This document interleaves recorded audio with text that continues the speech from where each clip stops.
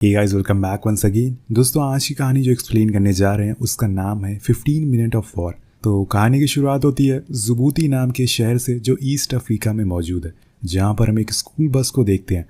और ये सुबह का समय है। अब उस बस में एक एक करके सभी बच्चे चढ़ना शुरू करते हैं क्योंकि उन्हें स्कूल जाना था। लेकिन आज इन मासूम बच्चों को इस बात का कोई अंदाज़ा नहीं है कि आगे उनके साथ क्या होने वाला है। अब बस के अंदर सब कुछ ठीक चल रहा था, जैसे कि आमतौर पर देखा जाता है। लेकिन तभी उस बस का ड्राइवर इस्माइल बस को आगे बढ़ाता है तो अचानक से स्टॉप पर एक आदमी बंदूक के साथ उसमें चढ़ जाता है और कहता है कि जैसा मैं कह रहा हूँ वैसा करते रहो, अगर ऐसा नहीं करा तो मेरे बंदूक की गोली और तुम्हारी खोपड़ी में ज़्यादा डिफरेंस नहीं रह जाएगा। तभी एक बच्चे के पिता इस आदमी को देख लेते हैं और वो बस के पीछे भागना शुरू करते हैं। लेकिन बस नहीं रुकती, इसलिए वो फ़ौरन पुलिस को कॉल करके सब कुछ बता देते हैं। इधर इस्माइल डर जाता है और उसकी कही हुई बात को मान लेता है। पीछे बैठे सभी बच्चे बहुत घबराए हुए थे उस बंदूक को देखकर, लेकिन उन्हें अब इतना पता नहीं है कि असल में ये हो क्या रहा है। दूर चलने के बाद बस में 3 लोग और चढ़ते हैं जिनके पास में आधुनिक हथियार होते हैं। असल में इन्होंने इस बस को अपने कब्जे में ले लिया है और अब ये सरकार से अपनी कुछ मांग मनवाना चाहते हैं, तभी जाकर वो इन बच्चों को जाने देंगे। इनका लीडर का नाम होता है बरखा, जो सबसे पहले बस में चढ़ा था। वो इस्माइल को इंस्ट्रक्शन देता है कि कहाँ पर चलना है। कुछ समय के बाद हम देखते हैं कि ये लोग शहर से दूर किसी रेगिस्तान की तरफ जा रहे हैं। वहीं दूसरी ओर हम जेन नाम की टीचर को देखते हैं जो अमेरिकन थी, लेकिन यहाँ वो बच्चों को पढ़ाया करती थी। अब वो क्लास को प्रिपेयर कर रही होती है क्योंकि उसे लग रहा था कि बच्चे बस आने वाले। लेकिन जब ज़्यादा देर हो जाती है तो उसे थोड़ा अजीब लगता है कि अभी तक कोई आया क्यों नहीं। वो और क्लासेस में जाती है चेक करने के लिए, तो वहाँ से भी काफ़ी बच्चे एब्सेंट होते हैं। उसे इस बात पर थोड़ा संदेह होता है, इसलिए वो स्कूल के प्रिंसिपल के पास जाती है, लेकिन उन्हें भी कुछ जानकारी नहीं थी कि वो बच्चे कहाँ पर। उधर दूसरी ओर बरखा इस्माइल से गाड़ी को तेज चलाने को कहता है और बोलता है कि सोमालियन बॉर्डर की ओर चलो, जिससे उसे अंदाज़ा तो हो जाता है कि ये लोग शायद सोमालिया के अंदर गैर कानूनी तरीके से घुसने वाले हैं, क्योंकि ये असल में खतरनाक कैदी होते हैं। लेकिन अगर वो वहाँ चले गए तो फिर यहाँ की सरकार कुछ नहीं कर पाएगी और ये कैदी जो मन चाहे वो करेंगे। तभी एक बाटिल नाम का बच्चा आकर बरखा से पूछता है कि हम लोग स्कूल कब तक पहुँच रहे हैं, लेकिन वो पहले से ही परेशान होता है और उस बच्चे को गुस्से में एक थप्पड़ जड़ देता है, जिससे वो दूर जाकर गिरता है। अब उसके गाल पे जख्म हो गया था, पर इसे इन छोटे बच्चों को पता चल चुका था कि ये अब खतरे में है, इसलिए सभी चुपचाप बैठ जाते हैं। अब जैसे जैसे ये बॉर्डर की ओर बढ़ना शुरू करते हैं, उनके पीछे अब आर्मी की गाड़ी पड़ जाती है, क्योंकि ये जिस जगह पर थे ये रिस्ट्रिक्शन एरिया था, इसलिए वो आर्मी वाले इनके पीछे पड़ चुके थे और इन्हें रोकने के लिए कहते हैं। और उन्हें देखकर ये भी पीछे नहीं हटते, दोनों की तरफ से गोलियां चलना शुरू हो जाती है। तभी एक चेक पोस्ट पर ऑफिसर कुछ कांटे बिछा देता है, जिससे बस का टायर पंचर हो जाता है और उनकी बस अनबैलेंस होकर रेगिस्तान में चली जाती है।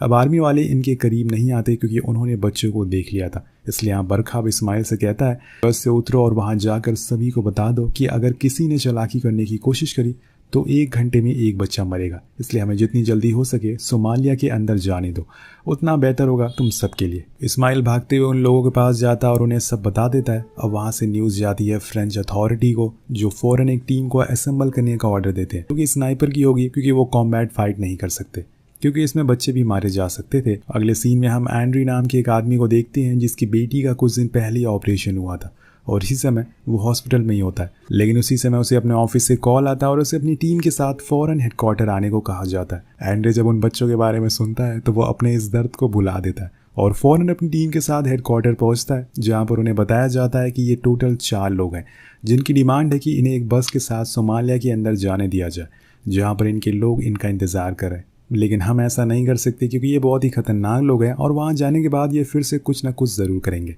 इसलिए अब 5 लोग की टीम को प्राइवेट प्लेन से फ़ौरन जिबूती भेजा जाता है। उधर दूसरी ओर जेन मीडिया में न्यूज़ देख लेती है, जिससे उसे पता चल जाता है कि असल में बच्चे कहाँ पर हैं, इसलिए वो फ़ौरन वहाँ पहुँचती है। उस बस के अंदर जाने की ज़िद करने लगती है, लेकिन सोल्जर उसे रोकता है। वो बोलती है कि मैं इन बच्चों की टीचर हूँ और मैं उनका ख्याल रखूँगी ऐसे हालातों में, लेकिन वो सोल्जर फिर भी उसे नहीं जाने देता। तभी वहाँ जनरल आ जाता है और सोल्जर को बुलाता है और इसी का फ़ायदा उठाकर जेन भागते हुए उस बस के करीब आ जाती है। उसे आते हुए देखकर बरखा एक बच्चे के साथ बाहर आता है और उसे पूछता है कि यहाँ पर क्या करने के लिए आई हो। तो पहले तो बताती है कि वो एक अमेरिकन है, ताकि वो उसे कोई नुकसान ना पहुँचाए। अगर ऐसा हो गया, अमेरिका वाले बस के साथ साथ इन 4 को भी उठा कर ले जाएंगे। आगे वो बोलती है कि मैं इन बच्चों की टीचर हूँ, ऐसे हालात में वो परेशान हो रहे होंगे, मैं उनका ख्याल रखूँगी। तो बरखा को ये बात सही लगती है, इसलिए वो उसे अंदर ले जाता है। अपनी टीचर को देखकर सभी बच्चे काफ़ी खुश होते हैं और उनके अंदर एक उम्मीद जाग जाती है। लेकिन यहाँ जेन जब उन बच्चों को ऐसे बेबस देखती है तो दुखी हो जाती है, क्योंकि जब वो पूछती है कि कौन कौन भूखा है तो लगभग सभी बच्चे अपना हाथ ऊपर करते हैं। लेकिन यहाँ वो खाने का इंतजाम नहीं कर सकती और इन्हें यहाँ कब तक ऐसी गर्मी में रहना पड़ेगा कोई आइडिया नहीं है। क्या ये बच पाएंगे भी या नहीं ये भी नहीं पता। उधर एंड्रे और टीम अपने हथियारों को चेक करने लगती है और उन्हें पैक कर लेती है, क्योंकि अब उन्हें मिशन की ओर जाना है, उन बच्चों को छुड़ाना है। शाम में ये लोग जीप लेकर उस जगह के लिए रवाना हो जाते हैं। उधर बस के अंदर सभी बच्चे सो जाते। जेन को बाटल का गाल दिखता है जिसमें बरखा ने थप्पड़ मारा था, जिसका जख्म अब बढ़ता जा रहा है। इसलिए वो घबराते हुए बरखा के पास जाती है और उसे बताती है कि एक बच्चे को हमें पहुंचाना होगा क्योंकि उसका जख्म बढ़ रहा है। तब वो उसे कुछ दवाइयाँ ही मंगवा देने को बोलती है, लेकिन वो ये भी मना कर देता है। उधर स्नाइपर की टीम बेस पर पहुंच जाते हैं, लेकिन जनरल उन्हें देखकर वहां पर कुछ खास खुश नहीं थे। इसलिए वो उनसे पूछता है कि तुम्हें यहाँ किसने भेजा है, और एंड्रे का साथी उसे बताता है कि हमें फ्रेंच ऑर्गेनाइजेशन ने भेजा है इन बच्चों को रेस्क्यू करने के लिए। तो जनरल उन्हें वापस जाने को बोलता है, लेकिन यहाँ वो एंड्रे के डैड को जानता था, इसलिए वो उसकी बात मान लेता है और फिर उनकी टीम को उनका काम करने की परमिशन देता है। जिसके बाद वो सभी अपने हथियार निकालने लगते हैं। यहाँ एंड्रे जनरल को अपना प्लान बताता है कि वो आतंकवादी बहुत ही खतरनाक है, हम उन्हें नेगोशिएशन नहीं कर सकते, इसलिए हमें एक ही समय आने पर एक ही बार में उन्हें मारना होगा, क्योंकि हमारे पास सभी स्नाइपर है। लेकिन वो मना कर देता है क्योंकि ऐसा करना खतरे से खाली नहीं है। लेकिन यहाँ एंड्रे उसे समझाने की कोशिश करता है कि हमारे पास 24 घंटे ही हैं। जिसके बाद दूसरी तरफ से एक बस यहाँ आ जाएगी जिसमें वो इन बच्चों को बैठा देंगे और सोमालिया ले जाएंगे। वहाँ ले जाके वो उनका क्या करेंगे वो हमें नहीं पता, इसलिए हमें जो भी करना है जल्दी करना होगा। तभी उसका एक साथी आकर बताता है कि बस में कुछ हलचल हो रही है, इसलिए वो अपनी टीम को पोजीशन लेने को बोलता है और खुद अंधेरे का सहारा लेकर बस की ओर जाने लगता है। कुछ ही देर बाद वो उसकी बैक साइड पर आ जाता है और तभी वो सुनता है कि जेन बरखा से कहती है कि उसे टॉयलेट के लिए जाना है। लेकिन जब यहाँ पर वो एंड्रे को अचानक से देखती है तो उसकी चीख निकल जाती है। लेकिन एंड्रे उसे समझाता है कि हम आर्मी वाले हैं, तो वो उनसे झूठ बोल देती है कि उसने एक सांप देख लिया। जिसके बाद वो बस में चली जाती है। लेकिन ये आर्मी वाले अचानक से सारी लाइट को ऑन कर देते हैं, जिससे कि एंड्रे विजिबल हो जाता है और उसकी टीम में सभी फौरन भागना शुरू कर देते हैं। लेकिन यहाँ एंड्रे के लिए मुसीबत हो जाती है, क्योंकि वो उन लोगों की नज़रों में आ गया था, पर गोली चलने से पहले ही वो बेस पर पहुंच जाता है। पर इस हरकत की वजह से टीम वाले आर्मी पर बहुत गुस्सा करते हैं, उन्होंने लाइट क्यों जला दी। इसलिए वो जनरल से मिलने के लिए जाता है, लेकिन वहाँ उन्हें एक सिपाही रोक लेता है, जो कि इनका ही मजाक बनाना शुरू कर देता है, जो कि जॉर्ज को पसंद नहीं आता। उन दोनों में हाथापाई होना शुरू हो जाती है, लेकिन एंड्रे आकर उन्हें रोकता है और फिर अंदर जनरल से मिलता है। उन्हें समझाता है कि आप लोगों की एक गलती की वजह से आज मेरी टीम की जान चली जाती, जितनी जल्दी हो सके लाइट को ऑफ कर दीजिए। लेकिन वो मना कर देता है ऐसा करने से। तो एंड्रे उसे समझाता है कि वो आतंकवादी टोटल 4 है और हमारे पास 5 स्नाइपर है, हमें बस एक सही एम चाहिए, जिसके बाद एक ही झटके में हम सभी को मार देंगे। लेकिन वो जनरल अपनी बात पर अड़ा रहता है, जिसे एंड्रे बोलता है कि अगर तुम्हारे पास हमसे अच्छा प्लान है तो बताओ मुझे। लेकिन वो जनरल के पास कोई प्लान ही नहीं होता, इसलिए वो चुप हो जाता है और वहाँ से चला जाता है। उधर जेन के पास बरखा आता है और उसे बात करने की कोशिश करता है, क्योंकि उसे लग रहा था कि ये तो अमेरिकन है, तो यहाँ इतनी बेकार जगह पर ये क्या करने के लिए आई है।